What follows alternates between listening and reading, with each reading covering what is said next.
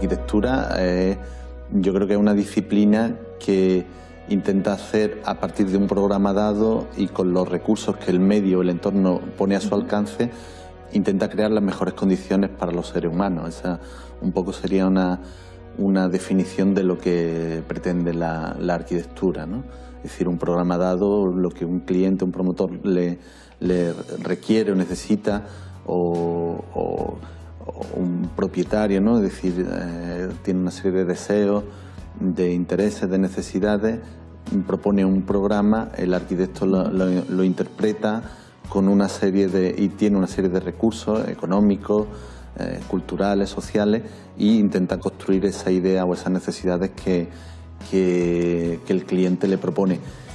Evidentemente, intentando trascender el hecho meramente utilitario, es decir, de hacer un lugar donde solamente sirva para dormir o para comer, sino que intenta también crear un hecho artístico y que tenga una trascendencia más allá de la mera utilidad, ¿no? Han pasado 600 años desde Brunelleschi, el humanista italiano que sentó las bases de la arquitectura. La ciudad gremial ha sido sustituida por la mercantil. Es el resultado de la sociedad a la que pertenece y fruto de una civilización convertida en una gran máquina productiva donde la figura del ciudadano libre, aquel con capacidad de pensar, de elegir, de decidir, está fuertemente obstaculizada por la de productor, consumidor, competidor, un individuo masa convertido en espectador constante de los tipos de interés, del IPC y de la prima de riesgo, pero incapaz de recomponer su ámbito de relación cultural y social. Dice Santiago Quesada que la arquitectura es más necesaria que nunca y no puede ser entendida como un producto más del mercado, sino como una disciplina que busca crear. El bienestar debe ser su base, estar al servicio del ciudadano, respetar el entorno y dar soluciones con el único fin de mejorar nuestra calidad de vida.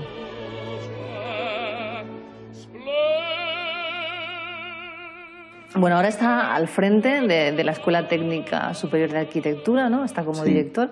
No sé si le gusta más estar frente a estudiantes o sobre el terreno. No, bueno, las dos cosas. O sea, yo creo que todo se complementa. Es decir, a mí mi vocación es ser arquitecto, me gusta ejercer la profesión de arquitecto, pero también soy docente, soy profesor. Y creo que las dos cosas se complementan y también investigador, ¿no? Es decir, son tres patas de una misma cosa. Es decir, la profesión, la investigación, con la profesión investigo y con la investigación los resultados de esa investigación se enseñan y se transmiten y sirve para formar a los futuros profesionales. O sea que yo entiendo que son tres patas que establecen sinergia que al final contribuyen a una sola cosa. Muy bien. No sé si... Ahora estáis muy enfadados, sois los últimos en pie de guerra, los arquitectos, ¿no? ¿Cómo os afecta la ley de servicios profesionales? Bueno, nos afecta porque este anteproyecto levanta o quita la reserva de actividad que planteaba la Ley de Ordenación de la Edificación, o que plantea todavía la Ley de Ordenación de la Edificación para los arquitectos, es decir, en el sentido que solamente pueden proyectar y dirigir pues la obra de edificación religiosa, docente, en fin, lo que es la edificación que conocemos de una forma tradicional los arquitectos, es decir, en el sentido de que las competencias las amplían a otro tipo o a otras profesiones, ¿no? Entonces, claro, eso en aras de una pretendida competitividad, ¿no? Claro, esa competitividad no contempla, o sea, entiende la arquitectura como un hecho del mercado, confunde arquitectura con construcción. Y entonces busca esa competencia y esa bajada de precios, entiende la arquitectura como un elemento más del mercado. Es decir, no contempla pues lo intangible, lo simbólico, lo espiritual que pueda plantear una obra de arquitectura. Entonces, claro, la calidad pues baja. Es decir, cuando se introduce la componente monetaria o la componente mercantil en esos elementos y se trata de competir abiertamente con mucha más cantidad de profesiones, evidentemente la calidad se resiente. Muy bien. Yo veo genial que la gente se rebele contra lo que no le gusta, pero le voy a hacer una crítica. ¿Por qué no se han enfadado antes? En otros procesos, en otros donde la arquitectura también ha perdido, ¿no?, su valor. ¿En otros procesos como cuáles? Pues por ejemplo, como aquí, como en la Costa del Sol, donde se ha perdido un poquito la belleza, esa belleza de la que hablábamos antes, ¿no? Y se ha convertido todo en bloques de viviendas. Sí, bueno, sí es probable que se hayan levantado voces críticas al respecto, pero... Tarde, Santiago, ¿no? ¿Qué? Tarde, se han levantado tarde. Bueno, es que al final también el arquitecto hay que entender que es una pieza de la sociedad, o sea, está metido dentro de una sociedad, o sea, que al final estas construcciones un poco de la Costa del Sol son también muchas veces consecuencias de lo que la propia sociedad ha querido que sean, ¿no? Y el arquitecto ha sido esa pieza o esa herramienta al servicio de la sociedad, ¿no? Todos somos un poquito culpables de todo lo que ha pasado, ¿no? Claro, yo entiendo que sí, es decir, que no solamente la responsabilidad es de una profesión, ¿no? Muy bien. ¿Qué le enseña a los estudiantes ahora? ¿Qué valores les inculca para que esto no vuelva a ocurrir? El valor del trabajo y del esfuerzo. ¿Y la honestidad? Por supuesto, sí, hay que ser honesto con uno mismo, con la profesión, y sobre todo yo creo que se le intenta transmitir el valor del esfuerzo y de la recompensa diferida, ¿no? Es decir, que la recompensa llega, aunque tarde en llegar, pero acaba llegando, ¿no? Es decir, que no se recogen los frutos a corto plazo, sino que con el esfuerzo, trabajo, el tesón, pues se acaba consiguiendo los objetivos que se propongan, ¿no? Es decir, al final, ¿qué le enseña? Es decir, yo creo que en la escuela se les transmite el valor del trabajo, trabajo y trabajo, ¿no? Es decir, que eso es un valor que al final da sus frutos. Decía Oiza que uno es arquitecto cuando sabe distinguir lo que es arquitectura de lo que no lo es. Parafraseaba a Lorca, ¿no?, que decía lo mismo con la poesía. Pues claro, para ser poeta o para ser arquitecto hay que saber primero leer y escribir, y entonces saber los recursos que tienes para construir esa poesía. Y de eso es de lo que hacemos en la escuela, empezar a enseñarle ese alfabeto y esos recursos que luego tienen que utilizar cuando sean mayores para construir ese entorno mejor para su ciudadano, para los ciudadanos, para la sociedad en la que desarrolla su trabajo. Su trabajo. Si se pudiese volver a empezar aquí en la Costa del Sol, ¿qué haría usted? Pues es una pregunta difícil, pues porque las hipótesis son complicadas, ¿no? Es decir, bueno, a lo mejor habría que entender cuáles son los valores, es decir, que el valor no es solamente el sol, sino que el valor es la topografía, el paisaje, el aire, el viento, y entender el entorno de una manera un poquito más generosa, ¿no? Es decir, habría que haber, quiero decir, para proteger o para valorar un poco esos procesos o ese entorno y hacer un desarrollo un poquito más sostenible, un poquito más o bastante más equilibrado, ¿no? El trabajo del arquitecto al diseñar espacios que se adecúen a las exigencias, necesidades y sueños de las personas supone un inmenso caudal de creatividad y por tanto de progreso y de transformación. Su preocupación debe centrarse en mejorar la vida de los hombres y mujeres para que no pierdan su identidad, para que la tecnología no dé la espalda al medio ambiente, para recuperar el paisaje y nuestra memoria. Lo que hay entonces lo que hay que intentar es que el futuro sea lo mejor posible con lo que tenemos, ¿no? Entonces se tratará de mejorar lo que lo que ahora mismo existe, ¿no? ¿Qué es una ciudad sostenible? Bueno, una ciudad sostenible es aquella la que limita su producción de CO2, la que se sostiene a sí misma. En teoría, una ciudad sostenible es casi como un pleonasmo, ¿no? Es decir, que todas las ciudades debieran de ser sostenibles, ¿no? O sea, que el desarrollo suyo sea equilibrado, sea lo más equilibrado posible, que no consuma más de lo que produce. Esa sería un poco, a grandes rasgos, esa idea de ciudad sostenible, ¿no? La arquitectura y la tecnología se dan la mano, ¿no?, de cara al futuro, Santiago. Sí, bueno, ahora mismo estamos en lo que se llama la segunda revolución digital.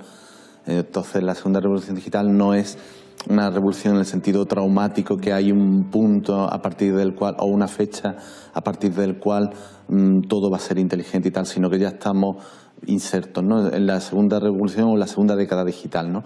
La primera década fueron los primeros años 2000 y esta es la segunda, dicho en palabras de Bill Gates. Entonces, pero es una revolución silenciosa en la que estamos insertos ya, ¿no? Es decir, los ordenadores, el mundo digital, los smartphones. Es decir, poco a poco la tecnología se va introduciendo en nuestras vidas y nos la va haciendo más cómoda, más confortable. Se mete en nuestra vida y se mete también en los edificios. Entonces, bueno, estamos metidos en ese mundo, ¿no?, de integración de las tecnologías en toda nuestra vida, ¿no? Entonces también en la arquitectura recibe o también es receptiva a esta nueva revolución en la que estamos insertos, ¿no? O sea, asociar a lo mejor tecnología a dinero o a lujo creo que es un error. Es decir, porque al final la tecnología sirve para resolver los problemas y para hacer más confortable o para dar más bienestar. Entonces, pero sí asociamos arquitectura con dinero. Lo otro es construcción. Entonces, bueno, arquitectura con dinero no exactamente, ¿no? Es decir, no tiene por qué estar. Yo creo que se puede producir una buena arquitectura con pocos medios, ¿no? O sea, no tiene por qué, o sea, asociar arquitectura o tecnología o automatización o edificios inteligentes con dinero, creo que es un error. Es decir, se pueden dar soluciones con los recursos que el medio y que las tecnologías precisamente pone a nuestro alcance.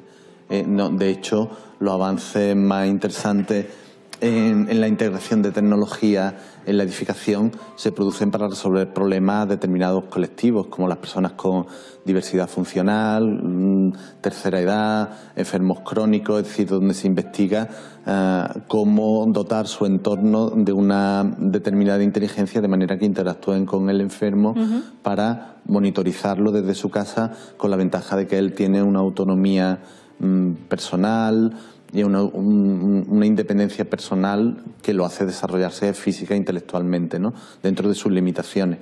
Entonces, esos avances es lo que se investiga para hacer ese entorno cada vez mejor y no está necesariamente unido al concepto de lujo, ¿no? ¿A qué retos se enfrentan los futuros arquitectos?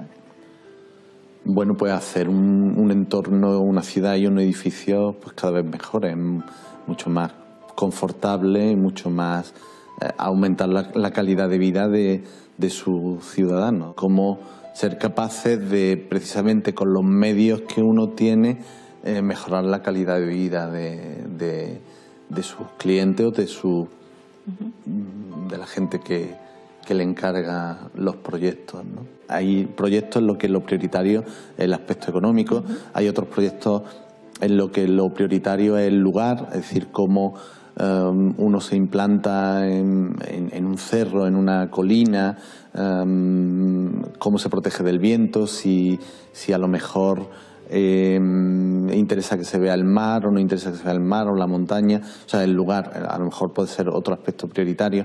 Otro aspecto prioritario puede ser cómo se vive dentro de la casa, si interesa cómo son las relaciones entre el comedor, salón, cocina, baño, si el baño está integrado dentro del dormitorio, es visible o no es visible, si hay porche, o sea, depende, ¿no? O sea, en cada proyecto las prioridades son diferentes, claro. El valor del arquitecto consiste precisamente en interpretar esa gran cantidad de variables y generar un producto que sea coherente, y lógico, coherente, y que además proponga una solución a terceros, es decir, que proponga una solución extrapolable a otras situaciones, ¿no? O sea, que depende, no hay un factor único ni lineal, sino que cada proyecto se tiene en cuenta cosas completamente distintas. Entran ustedes en los sueños de la gente, ¿no? Claro. Saber cómo vive una persona es muy importante para hacer la casa precisamente a medida de esa persona y para que sea feliz. Esta historia que les cuento forma parte del artículo escrito por este arquitecto y publicado en prensa. En él dice que con Brunelleschi surge la figura del arquitecto, alguien capaz de identificar e interpretar el espacio, pero no confían en él y convocan un concurso y debe en él competir con su propio maquetista, Siacheri Ghiberti. A pesar de todo, gana el concurso.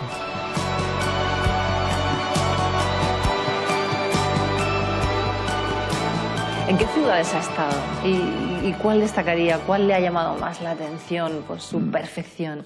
Bueno, Roma. Roma. Sin duda, no lo ha dudado, ¿eh? No.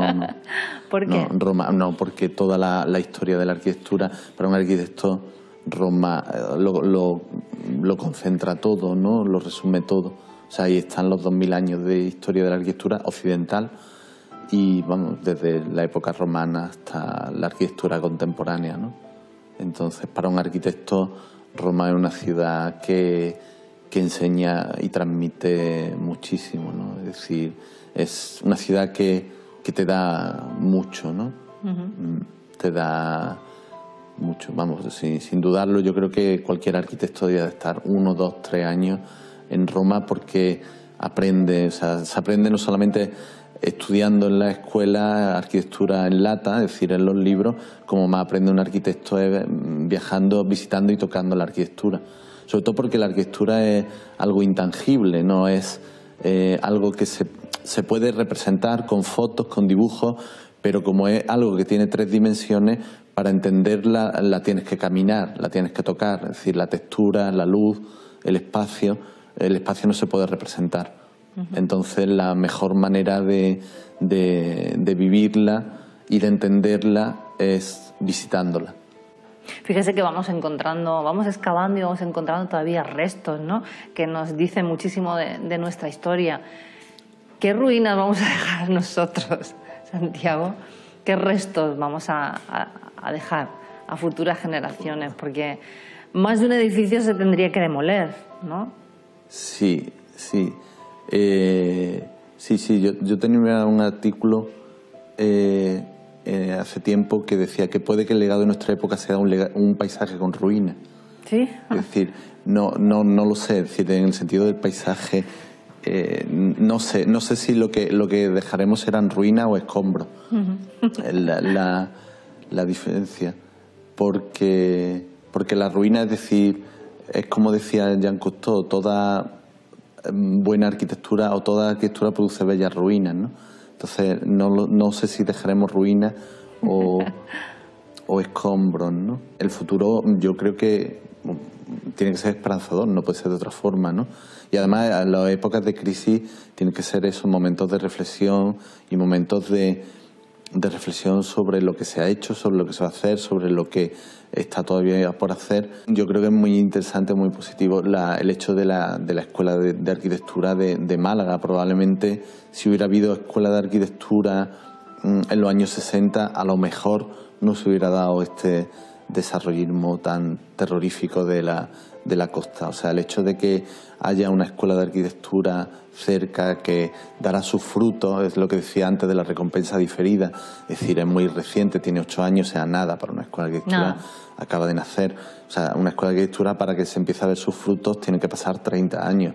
O sea, o más, o sea, 20, 30, es decir, que los arquitectos terminen, empiecen a desarrollar su trabajo, y al final eso es como una especie de semilla que se extiende en el territorio. O sea, yo estoy seguro que si hubiera habido escuela de arquitectura en los años 60, evidentemente el desarrollo de la Costa del Sol hubiera sido completamente diferente.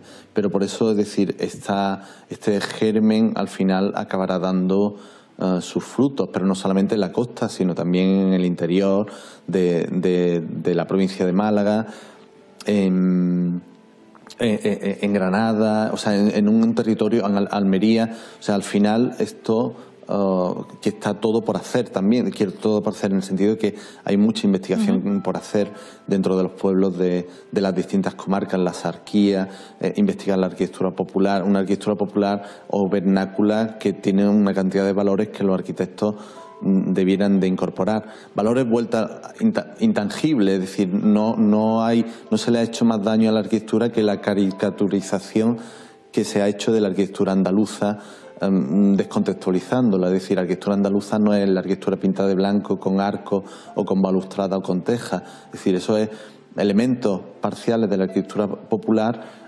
recompuestos de una forma como si fuera un Frankenstein. Al final se caricaturiza la arquitectura andaluza. La arquitectura vernácula andaluza de los pueblos llano de la costa, o a lo mejor los que todavía se puede reconocer en el interior, es una arquitectura pobre pero muy sabia. Es decir, el cómo se inserta dentro de una... Nunca se inserta en un cerro explanando el centro y poniendo en lo alto la casa, sino que a media altura, protegiéndose del viento, con la casa orientada hacia el sur, con la higuera que le da sombra, con los porches. Es decir, hay toda una serie de elementos de arquitectura popular, reconocido además por algunos arquitectos. Hermosa. Sí, o sea, ahí había un arquitecto vienés que era Rudowski, que escribió un libro muy famoso que era Arquitectura sin arquitectos, y que tiene precisamente una casa aquí en Frigiliana, entre Nerja y Frigiliana. Hizo la casa, ya murió y se hizo una casa de estancia, y hace su propia casa con estos invariantes de la arquitectura vernácula, es decir, con patios, con porches, con entradas, salidas, espacios ambiguos, sitios con sombra, semipenumbra, con miradas cruzadas. Lo más bonito del mundo. Claro, claro. Sí, es que yo creo que nos ha matado el chalet. El chalet, ¿no? Sí, claro, porque caricaturiza esos elementos caricaturiza esos elementos, los saca de contexto. Son como, ¿qué es la arquitectura andaluza? Lo blanco, el arco, la balaustrada y la cubierta de teja. Esos muros, ¿no? Claro, y entonces esos son elementos sacados de contexto que los vuelvo a integrar en un cubo. O sea que, y eso le ha hecho muchísimo daño, cuando la arquitectura es algo más serio y más trascendente. O sea, son esos intangibles. Por eso esa es la belleza de esa arquitectura popular. Es decir, hay una asignatura que por desgracia no tenemos en los planes de estudio, pero que habrá que implantar algún día, que es el estudio de arquitectura vernácula, arquitectura popular, y sobre todo mucho más en Andalucía, que además es diferente. Pues es que es nuestra identidad. Claro, absolutamente, sí. Es la identidad, nuestra identidad, la memoria. Entonces, claro que hay que conservarla, pero claro, no conservarla desde un punto de vista proteccionista o inmovilista, sino entender cuáles son esos valores para proyectarlo al futuro, que es lo que hacen los arquitectos. Rudowski hizo en su casa de Frigiliana, o Hudson, el autor de la ópera de Sydney, que se hizo su casa en Mallorca, y resulta que su casa no es nada, es decir, introduce los elementos de esa arquitectura vernácula, pero son esos sitios para estar y para vivir bien. La investigación principal en la que yo estoy centrado ahora mismo es sobre la inteligencia ambiental, el hogar digital e inteligencia ambiental. Por eso digo que esa investigación no tiene nada que ver con el lujo. O sea, hay determinados palabras que le han hecho o que le hacen determinado daño. Por ejemplo, domótica, que es sinónimo de lujo, sinónimo de alto standing, y para nada. Es decir, de hecho, o sea, ya hay otra palabra, otro concepto que es hogar digital, que es un paraguas mucho más amplio.